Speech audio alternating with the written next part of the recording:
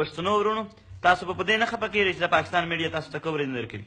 نه دې درکوي بیا به هم زموږ جدوجهد جاري وي ولې کوریج نه درکوي په دې باندې صرف یې سوچ وکړئ چې دلته ستا دپاره کوریج هم نشته ژوند خو پرېږده موږ ژوند غوښتی دی موږ د انسانیت غوښتی دی دوی د دغې پر ضد روان دي موږ دلته د انسانیت چې کوم ژوند وي د انسان یو پر امن ژوند وي هغې غوښتنه کړې ده دوی د دغې پر ضد ولاړ دي نو بله خبره کېږي دلته چې دغه خلک مطلب ایکسټریمیست ټایپ لګیا دي شدت پسندانه ټایپ لګیا دي د پښتون قام سره چې کوم کار روان دی هغه ته څه الفاظ ادا کوي هغه پر امن لګیا دي د پښتون قام په وطن چې دماکې کېږي د وطن چې بربادېږي هغه څه شی دی هغه شدت پسندانه خو هغه دي ترهګري ده هغه ایکسټریمیزم دی مونږ خو صرف د هغې جړه وکړله هغې جړه ته هم د شدت پسند نام چې ورکېږي نو مونږ څه وکړو زمونږ ژوند نشته دی هغه تېره ورځ هم کس ویل ویلې چې ملی شی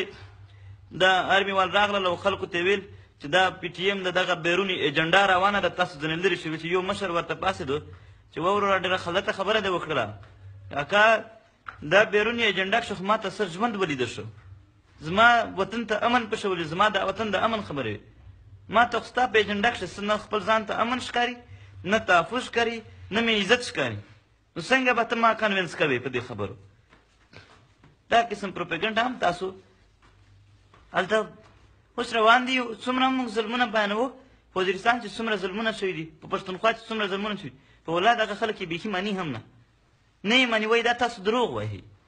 بیخي ستاسو تر اوسه پورې دوی موږ انسانان نه یو شمېرلي تر اوسه پورې دوی دغه ظلم ته ظلم نه وایي دغې ظلم ته تر اوسه پورې دوی ظلم نه وایي اوس چې موږ یې ورته بیانوو موږ ژوند غواړو صرف بیا هم دوی نه مني بیا هم موږ څه کوو پر امن لار باندې جدوجهد کوو او دوی دې ته ایکسټریمیزم وایي دوی ته نور نامونه ورکوي